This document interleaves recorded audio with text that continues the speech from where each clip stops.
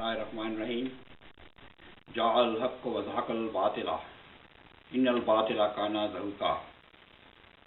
میرے پیارے احمدی بھائیوں، بہنوں، بزرگوں، السلام علیکم ورحمۃ اللہ وبرکاتہ۔ مرزا مسرور احمد صاحب کا خطبہ جو کہ انہوں نے بروز جمعہ 8 فروری کو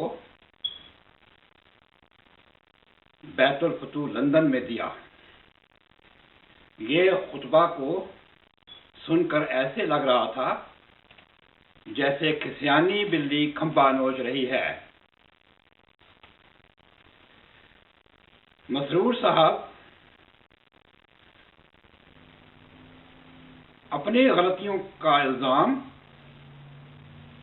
لاہوریوں پیغامیوں کو دے رہے تھے۔ مسرور صاحب سب سے پہلے یہ بھول گئے کہ جن کے یہ خلیفہ ہیں، یعنی مرزا طاہر کے جو آپ خلیفہ ہیں، جو کہ آپ کے ماموں جان بھی تھے، وہ جب کیلگری کینیڈا میں گئے تو انہوں نے جماعت کو نصیحت فرمائی تھی کہ لاہوریوں کو یا پیغامیوں کو لاہوری نہ کہا کریں، ان کو اہل پیغام کہا کریں، کیونکہ لاہوری ایک بازاری سا لفظ ہے۔ آپ چونکہ بہت ہی کنذین ہیں، آپ کو پھر بھی سمجھ نہ آئی، آپ نے بار بار ان کو لاہوری کہا اور اپنے ماموں جان کی بات کی ہدایت کی نصیحت کی کوئی پرواہ نہیں کی۔ لگتا ہے کہ آپ کا ذہن، آپ کا دماغ بہت چھوٹا ہے، منقے جتنا ہے۔ میرے بھائی، آپ نے جو بھی معاہدہ کیا انڈونیشیا کی حکومت کے ساتھ، اس کا لاہوریوں سے کوئی تعلق نہیں تھا۔ لاہوریوں نے تو اس خبر کو تب اچھالا جب یہ بات میڈیا میں آ گئی، جب جکارتا پوسٹ اور انڈونیشیا میٹرز میں انہوں نے یہ خود ہی خبر چھاپ دی۔ یعنی آپ پوری طرح اس میں انوالو تھے اور آخر آپ کو ایڈمٹ کرنا پڑا کہ ہاں، یہ جو کوئی معاہدہ کیا ہے یہ آپ کی منظوری سے ہوا ہے۔ یعنی آپ نے بڑی دیانتداری سے لگتا ہے کہ ان کو عقائد بتا دیے۔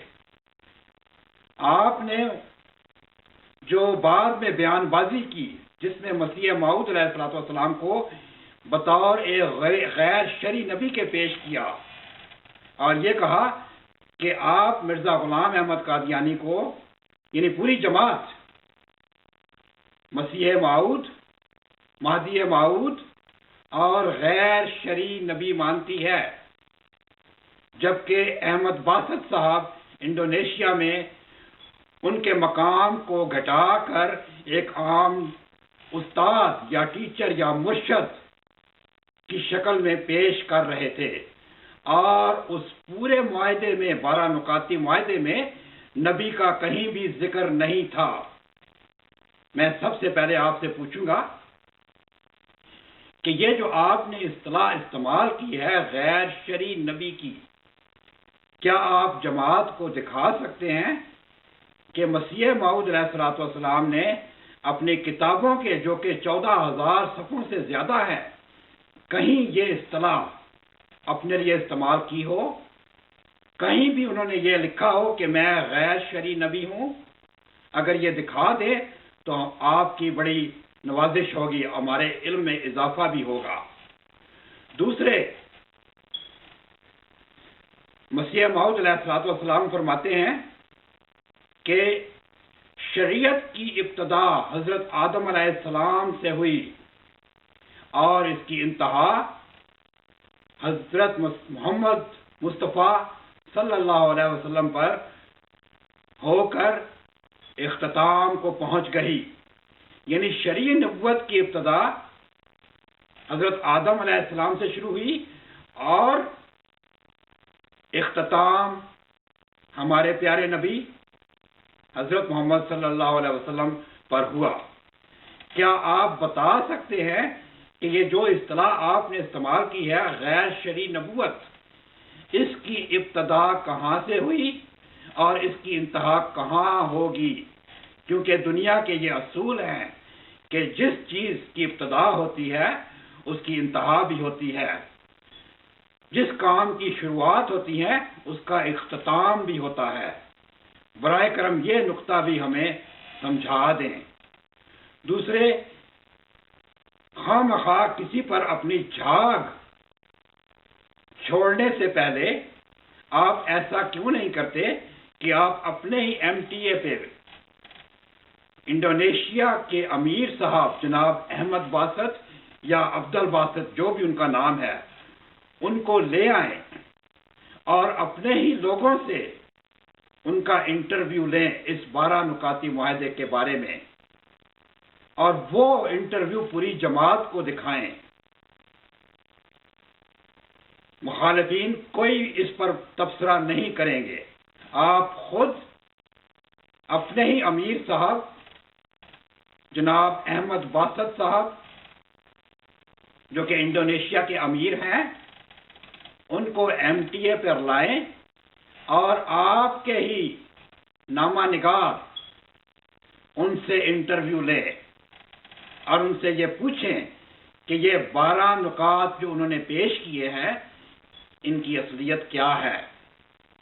ویسے میں مبارکباد دیتا ہوں انڈونیشیا کی جماعت کو، انہوں نے بہت ہی دانش مندانہ فیصلہ کیا، وہ سیاست سے دور ہو گئی، انہوں نے مسلمانوں کے ساتھ رہ کر رہنا پسند کیا، اور مسیح موعود علیہ السلام کا بھی منشا یہی تھا۔